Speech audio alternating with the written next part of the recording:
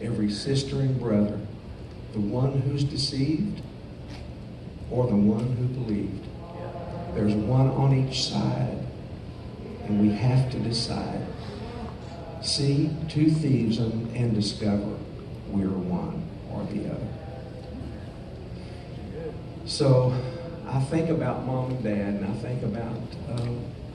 They follow my life so much, even though they're in heaven now. But if you have differences between your mom and your dad, they're still alive. Oh my goodness, make that right. There's nothing in the world you can't forgive. You know, there's nothing in the world you can't forgive. You know, the only commandment with a blessing is honor your father and mother. It's the only one of the 10 commandments that has a blessing attached to it. Honor your father and mother so that your days will go well with you and you'll prosper in the land. And so it's important to the Lord. It's really, really important that we honor them. He didn't say good fathers and mothers, ones you like, you know, and Jesus didn't say, you know, love the Lord your God with all your heart, soul, and might, and love your neighbor as yourself. He didn't say good neighbors. He didn't say the ones that you like. He said neighbors. Who is your neighbor? Anyone that's not living in your house. So there's something about always be quick to forgive, be quick to try and restore relationships, because you know, we've got to learn to love in a way that is Christ-like, not love just from a distance, but love people every day. And that's the way the Lord wants us to live, and He laid the pattern down. If He, believe me, if Jesus could forgive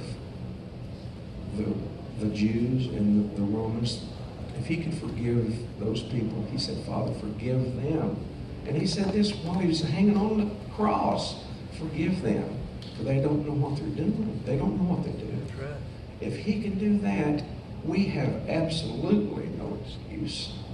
You know, I heard a preacher say one time that someone in the congregation had really, you know, offended his wife, offended the pastor's wife really, really bad. Just come up and said something really, really bad and tried to come on to her or something like that. He was a member of the church and probably a deacon, I don't know. But anyway, yeah, surely not. And so he was really mad about it, the preacher was, and he went to the Lord and said, Lord, I can't forgive him. Do you know what he did? And the Lord said, James, okay, I'll give you an opportunity here. If you can find anyone that has sinned against you more than you have sinned against me, then you don't have to forgive. And it crushed him. He just said, Lord. So it always comes back to us, and that's his story, and I'm sticking to it. It's my life, but it's his story, and I know we didn't necessarily. Sometimes you ask me what time it is, and I tell you how to build a watch, but I'm accused of that. But I'm thankful. I'm thankful for the gift of music. Oh my goodness, you know, because music has opened the doors for me to be able to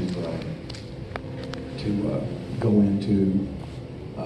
Because we play them old skanky, nasty bars, and listen, the Lord loves them people. He loves them, and we better start loving them, because we'll be judged on that. We gotta love the world. The Lord recently said something to my heart. He said, you know, He said, you know what I love about the world? I mean, what, Lord? He said, I love the world because they know they're lost and they know they need me. He said, I wish my church knew the same thing. And it's an indictment on the church that we sit under good preaching all the time, and we sit on our blessed assurance and, you know, all of that stuff, and we think that salvation is fire insurance, you know, that, you know, that we're not going to burn up someday, you know. But there's so much to the life if we have to stay hungry, you know. Eddie Stubbs used to talk about the Stanley Brothers playing hungry, playing music hungry, you know. And there's something about, you know, about being hungry. What are you hungry for, you know? And, you know, I'm hungry for God. I'm hungry for His Word. I'm hungry for His presence.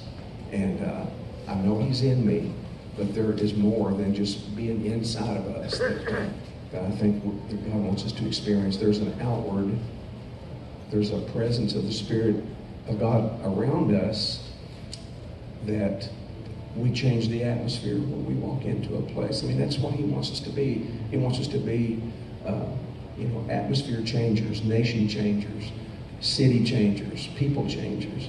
And it's not scaring people into heaven that He wants, like holding people over hell with a rotten stick, you know, say this, you know.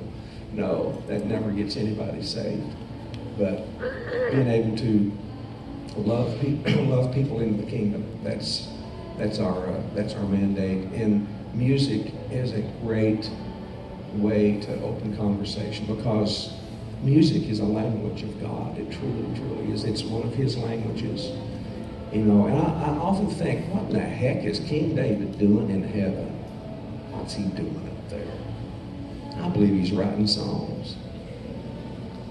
He was the great songwriter of the Old Testament. So I believe that there's songs yet to be delivered here. And maybe one like that just that I read, you know. So I'm thankful for the IBMA. I'm thankful for getting to go in this hallowed Hall of Fame with my heroes. I feel the least of these my brethren. Same way with the Country Music Hall of Fame coming up. And I thought about, you know, Ralph and Carter not being in the Country Music Hall of Fame. And the Lord was quick to let me know, now wait, son, just think about this. Their face may not be in there on a plaque, but they're in you, and you're going in. So guess who's going in with you? Yeah. Me and the family. So I'm thankful. I'm sure thankful for these two men, what they mean to me. They've been wonderful friends and mentors, great encouragement, not only to me, but to thousands of folks that have consumed their music, and hundreds in the music business. The Bluegrass Hall of Fame, new $15 million facility in Owensboro, Kentucky. The whole riverscape has had new life over the last couple of years in Owensboro. It'd be wonderful. I know the whole world's going to show up the weekend of the 18th, 19th, and 20th, that grand opening. And Brother Paul will be there the first night of Hall of Fame activities, October 18th. Will be more Hall of Fame inductions and Hall of Fame performances, including Paul Williams and Larry Sparks and Doyle Lawson and Bobby Osborne.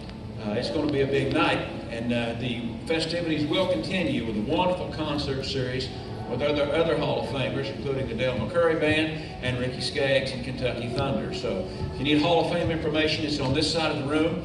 No doubt these men have been so gracious with their time and their sweet spirit. No doubt they'd be glad to have your hand of thanks on the way out the door. And I thank them both for their friendship and their time this morning. Thank you. Left handshake. Left handshake. Thank you. There's a little survey